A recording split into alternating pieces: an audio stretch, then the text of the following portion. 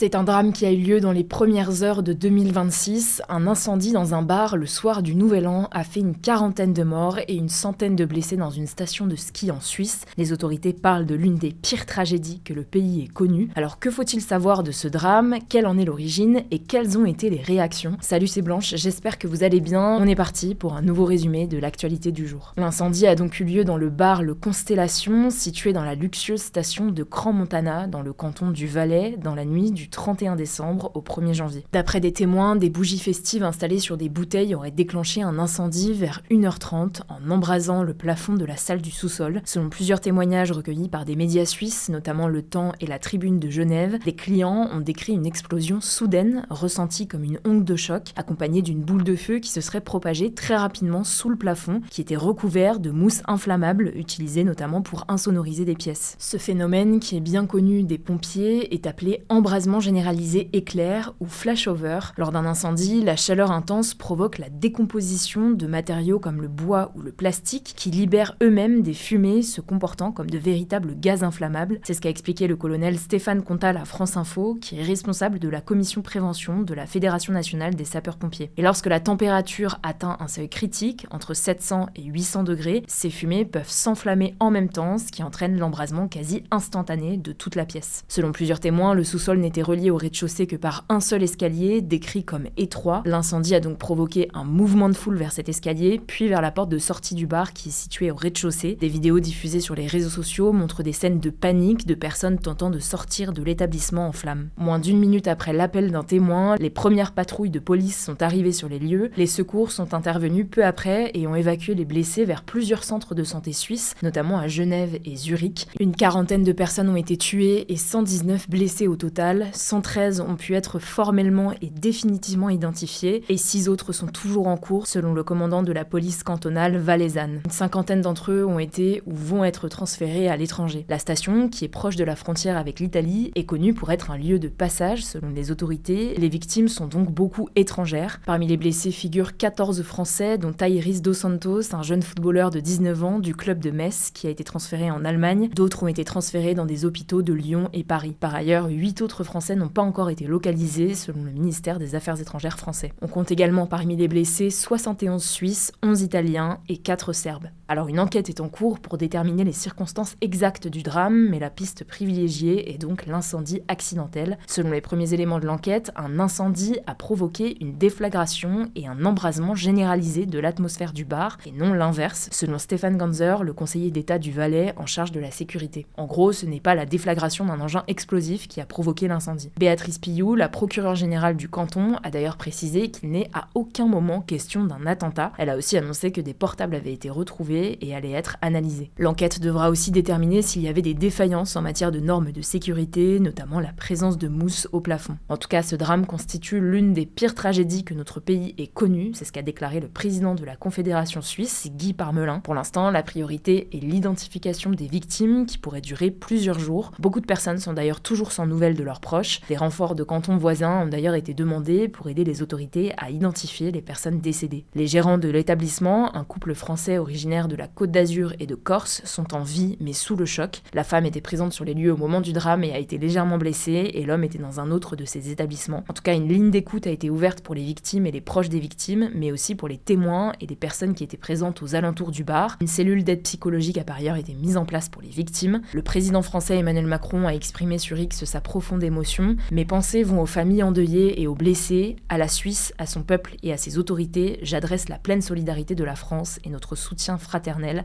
a-t-il notamment écrit. De son côté, la présidente de la Commission européenne, Ursula von der Leyen, s'est dite, je cite, profondément attristée par l'incendie qui s'est déclaré à Crans-Montana. Elle a précisé que ses équipes étaient en contact avec la Suisse, qui a activé le mécanisme de protection civile de l'Union européenne. C'est un système qui permet à n'importe quel pays au monde de demander une assistance de l'UE lorsque ses capacités de réaction sont dépassées par l'urgence. Pour l'instant, vous l'aurez compris, l'heure est à l'identification des victimes. On n'a pas encore de bilan définitif, mais on vous tiendra évidemment au courant. Je vous laisse avec Julie pour les actualités en bref. Merci Blanche et bonjour à tous. On commence avec cette actu. Israël a confirmé ce jeudi l'interdiction d'accès à la bande de Gaza de 37 ONG majeures, dont Médecins du Monde, Médecins sans frontières ou encore Oxfam. Les autorités israéliennes reprochent à ces ONG de ne pas leur avoir communiqué la liste des noms de leurs employés palestiniens Iraniens, dont elles accusent certains d'avoir un lien avec le Hamas. Les ONG avaient jusqu'à ce mercredi 31 décembre minuit pour soumettre leurs documents, mais elles ont refusé. Et si aucun document n'est transmis d'ici le 1er mars, elles seront donc dans l'obligation de quitter la bande de Gaza selon Israël. De leur côté, les ONG ont critiqué cette décision. Pour le président de Médecins du Monde, Jean-François Corti, il est impossible de transmettre la liste de son personnel aux autorités israéliennes pour des raisons de sécurité. En tout cas, l'absence d'ONG dans la bande de Gaza pourrait freiner les distributions d'aide et les conséquences seront dévastatrices selon l'ONU, qui rappelle que l'insécurité alimentaire aiguë persiste et que le besoin d'aide vitale est plus critique que jamais à Gaza. Deuxième actu, je voulais faire un point sur la situation en Iran. 6 personnes ont été tuées dans des manifestations qui se poursuivent depuis maintenant 5 jours dans plusieurs villes du pays. 3 civils ont été tués lors d'un rassemblement à Azna, dans l'ouest de l'Iran, dans des affrontements entre manifestants et forces de l'ordre. Un peu plus tôt ce jeudi, l'agence de presse iranienne Fars avait fait état de 2 personnes tuées dans des affrontements à Lordegan, une ville du sud-ouest de l'Iran. Un membre des forces de l'ordre a par ailleurs été tué dans la nuit de mercredi à jeudi à Koudasht, également dans l'ouest de l'Iran. Il s'agirait d'un membre du Basij, une milice affiliée aux gardiens de la Révolution, donc à l'armée idéologique de la République islamique. Ce sont les premières victimes depuis le début de la mobilisation qui a commencé le 28 décembre à Téhéran, la capitale. Alors si les premiers manifestants étaient principalement des commerçants et des étudiants des grandes villes iraniennes dénonçant la vie chère, la mobilisation s'est étendue au reste de la population iranienne, notamment dans l'ouest du pays, et de nombreux manifestants réclament désormais la destitution de l'ayatollah Ali Khamenei qui occupe le poste de guide suprême de l'Iran depuis 1989. Certains appellent également au rétablissement de la monarchie. À l'annonce des victimes, le président des États-Unis Donald Trump a prévenu ce vendredi sur son réseau social Truth Social que si des manifestants pacifiques sont tués, les États-Unis viendront à leur secours et interviendront en Iran. On continuera de suivre la situation dans les jours à venir. Troisième actu, rapidement, au Brésil, la Cour suprême, donc la plus haute autorité judiciaire du pays, a refusé ce jeudi la demande d'assignation à résidence pour raison de santé de l'ancien président Jair Bolsonaro. Hospitalisé depuis plus d'une semaine après avoir été opéré d'une hernie inguinale, Jair Bolsonaro est retourné en prison ce jeudi où il purge une peine de 27 ans de prison pour une tentative de coup d'État. C'était lors de sa défaite à l'élection présidentielle de 2022 face à l'actuel président de gauche Lula. Ses avocats ont annoncé déposer une nouvelle demande d'assignation à résidence. Le sénateur et fils aîné de Jair Bolsonaro, Flávio Bolsonaro, a lui estimé sur X que la décision de la Cour suprême constituait, je cite, une torture pour son père. Celui-ci souffre des séquelles d'une attaque dont il a été victime en 2018. Il avait été poignardé à l'abdomen lors d'un bain de foule en pleine campagne électorale et il a depuis subi plusieurs interventions chirurgicales lourdes. Quatrième actu, aux États-Unis, le socialiste démocrate Zoran Mamdani, donc du camp opposé à celui de Donald Trump, a officiellement pris ses fonctions de nouveau maire de New York ce jeudi. Lors de sa cérémonie d'investiture, il s'est engagé à respecter ses promesses de campagne et son programme axé sur la lutte contre la vie chère. Il a également déclaré, je cite, vouloir montrer que la gauche peut gouverner aux États-Unis. Le 4 novembre, Zoran Mamdani était devenu à 34 ans le plus jeune maire de New York depuis 1892, le premier se revendiquant socialiste et le premier de confession musulmane à accéder à cette fonction. Pour son investiture, il a d'ailleurs prêté serment sur un exemplaire du Coran. À noter qu'il n'a mentionné qu'une seule fois le nom du président Donald Trump pour dire qu'il entendait répondre aux attentes des électeurs ayant voté pour le camp républicain à la présidentielle. Plusieurs fois, Donald Trump avait qualifié Zoran Mamdani de communiste sans expérience